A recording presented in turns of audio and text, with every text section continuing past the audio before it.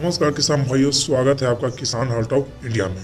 आज हम ऐसे खतरनाक कीट के बारे में जानने वाले हैं जिसकी फसलों पर अटैक होने पर हमारी फसलों को बचाना बहुत ही मुश्किल हो जाता है।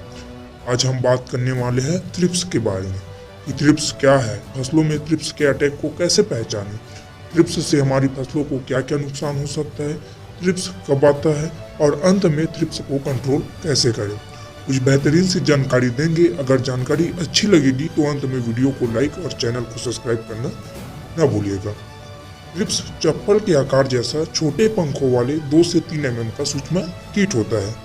इसकी विश्व में लगभग 4000 से 5000 प्रजातियां पाई जाती है, लेकिन हमारे क्षेत्र में सिर्फ पीली, सफेद और काली थ्रिप्स ही मुख्य रूप से पाई जाती है। इन सभी में ब्लैक थ्रिप्स सबसे घातक होता है, जिसको प्रौढ़ावस्था में खत्म करना बहुत ही मुश्किल हो जाता है। थ्रिप्स का जीवन चक्र 5 अवस्थाओं में पूरा होता है: अंडा, लार्वा, प्यूपा, प्यूपा और एडल्ट। थ्रिप्स पत्तियों के ऊतकों में लगभग 50 से 60 अंडे देते हैं। अंडों से लार्वा बनने तक के स्टेज में लगभग 8 से 9 दिन का समय लग जाता है और उसके बाद लार्वा से प्रौढ़ावस्था तक पहुंचने में 6 से 7 दिन लगता है। मतलब आपने 14 से 15 दिनों में थ्रिप्स को कंट्रोल कर लिया तो ठीक, नहीं तो प्रौढ़ावस्था में पहुंचने के बाद थ्रिप्स को खत्म करना बहुत ही मुश्किल हो जाता है। थ्रिप्स का फसलों में अधिक प्रकोप होने पर फसल में वायरस होने का खतरा और भी ज़्यादा बढ़ जाता है। अगर फसल में एक बार वायरस लग गया तो कोई भी दवाई आपके फसलों में काम नहीं करेगी।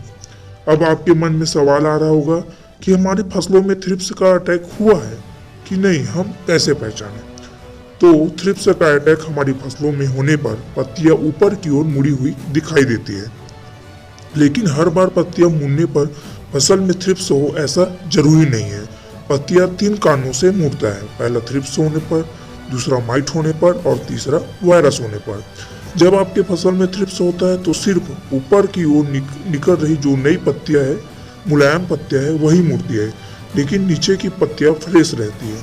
अगर आपके फिर भी समझ नहीं आ रहा है तो आप एक मोबाइल लीजिए या एक सफेद कागज लेकर पौधों की नई पत्तियों को मोबाइल या कागज के ऊपर झड़ाएं, तो आपको छोटे छोटे थ्रिप्स कागज या मोबाइल के स्क्रीन पर चलते हुए दिखाई देंगे, जिससे आपको पता चल जाएगा कि आपके फसल में थ्रिप्स का अटैक हुआ है कि नहीं।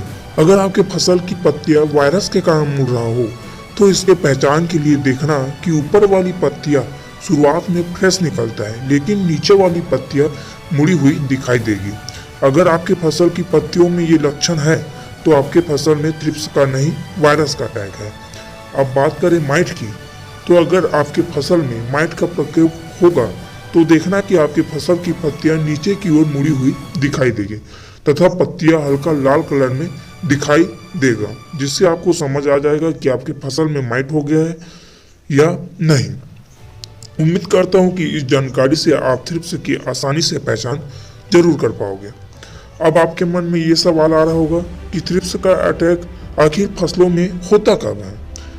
तो थ्रिप्स का अटैक ज़्यादातर बारिश के मौसम में होता है, क्योंकि इस टाइम वायुमंडल में उपस्थित नाइट्रोजन गैस बारिश की बूंदों में घुलकर पत्तियों में पड़ती है, जिसे पत्तियां अवशोषित कर लेते हैं, जिससे फसल में नाइट्रोजन की मात्रा अधिक हो जाती है, जिसके कारण फसल में ग्रोथ होना स्टार्ट होता है और इस प्रक्रिया में फसल की पत्तियां मुलायम हो जाती हैं और थ्रिप्स के लिए मुलायम पत्तियों से रस चूसना आसान हो जाता है।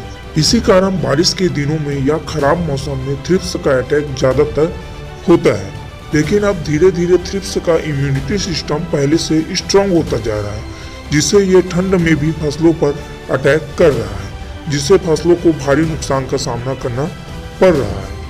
किसान भाइयों, बात करें थ्रिप्स से होने वाले नुकसान की, तो थ्रिप्स के अटैक होने से पत्तियां मुड़ जाती हैं। अब जब पत्तियां मुड़ती हैं तो पत्तियों पर ठीक से प्रकाश नहीं पहुंच पाती, जिससे प्रकाश संश्लेषण की क्रिया कम हो जाती है। अब पौधे खुद के लिए सही मात्रा में भोजन नहीं बना पाता, जिसके कारण फसल की ताकत कम हो जाती है, तो उत्पादन में भी कमी देखने को मिलती है।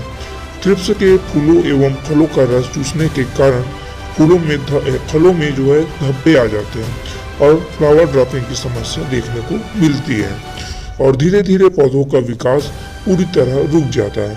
कई बार थ्रिप्स का प्रकोप इतना अधिक हो जाता है जिसके कारण वह वायरस में उसका कन्वर्जन हो जाता है, और एक बार फसल में वायरस लग गया तो फसल के खत्म होने का खतरा 90% तक आपके फसलों में बढ़ जाता है। अब हम बात करेंगे इस वीडियो के सबसे मुख्य टॉपिक के बारे में कि थ्रिप्स को कंट्रोल कैसे करें। तो थ्रिप्स को कंट्रोल कई तरीकों से किया जा सकता है। जैसे आप अपने फसल की पत्तियों को रब बनाकर भी थ्रिप्स को कंट्रोल कर सकते हैं। मार्केट में पत्तियों को रब बनाने के लिए कई प्रकार की दवाइयाँ आती है, जैसे सिलिकॉन, जीरोबॉन, 34, कुमान और ब्लू कॉपर जैसी दवाइयों का आप अपने फसलों में छिड़काव करके अपने पत्तियों को रब बना सकते हैं। जैसे आप सभी को पता है कि थ्रिप्स सिर्फ मुलायम पत्तियों पर ही अटैक करता है। अगर आप अपने फसलों की पत्तियों को रफ या मजबूत बना लोगे तो थ्रिप्स आपकी फसलों पर अटैक नहीं करेगा, जिससे आपकी फसल थ्रिप्स से सुरक्षित रहेगी। आप येलो ट्रैप का भी यूज करके थ्रिप्स को कंट्रोल कर सकते हैं, लेकिन येलो ट्रैप थ्रिप्स को कंट्रोल करने के लिए उतना भी असरदार नहीं है। लेकिन ये बात जरूर है कि आप अगर अपने फसलों में येलो ट्रैप का यूज करते हैं तो वो आपको ज्ञात करा देगा कि आपकी फसल में थ्रिप्स का अटैक या अन्य कीटों का अटैक हुआ है कि नहीं। अगर आपको थ्रिप्स या अन्य कीटों का अटैक पता चल रहा है तो आप तुरंत ही छिड़काव कर सकते हैं। आप केमिकल का यूज करके भी थ्रिप्स का कंट्रोल अपने फसलों में कर सकते हैं, जिसमें सबसे मुख्य है स्पिनटोर, जो एक सिस्टेमिक ब्रॉड स्पेक्ट्रम इंसेक्टिसाइड है जो रस चूसने वाले कीटों पर बहुत अच्छे से काम करता है। इसको आप 200 लीटर पानी में 50 ml का यूज कर सकते हैं। दूसरे नंबर पर है डेलीगेट। ये भी थ्रिप्स पर बहुत अच्छे तरीके से कार्य करता है। ये भी ब्रॉड स्पेक्ट्रम इंसेक्टिसाइड है। इसकी पत्तियों के ऊपर से नीचे रिसने की क्षमता होती है, जिसके कारण यह थ्रिप्स पर बहुत अच्छे से काम करता है। इसको आप 200 लीटर पानी में 100 ml तक का यूज कर सकते हैं। इसके साथ आप कई प्रकार के कॉन्टैक्ट थ्रिप्साइड का भी यूज कर सकते हैं, जैसे रिजेंट, कराटे, पदान, जंप इत्यादि। आप जब भी फसलों में थ्रिप्साइड दवाइयों का स्प्रे करें तो एक सिस्टेमिक दवाई और एक कॉन्टैक्ट दवाई का यूज करें, जिससे थ्रिप्स अच्छे से कंट्रोल होगा। एक बात और ध्यान रखें, फसल नष्ट होने के बाद आप मिट्टी की गहराई से जुताई जरूर करें तथा 2 से 3 महीने खुले जरूर रखें, ताकि जो मिट्टी के अंदर थ्रिप्स है वो मिट्टी के जुताई होने से ऊपर हो जाएंगे और धूप में नष्ट हो जाएंगे। अगर जानकारी अच्छी लगी हो तो वीडियो को लाइक और चैनल को सब्सक्राइब करना ना भूलिएगा और कमेंट जरूर करिएगा।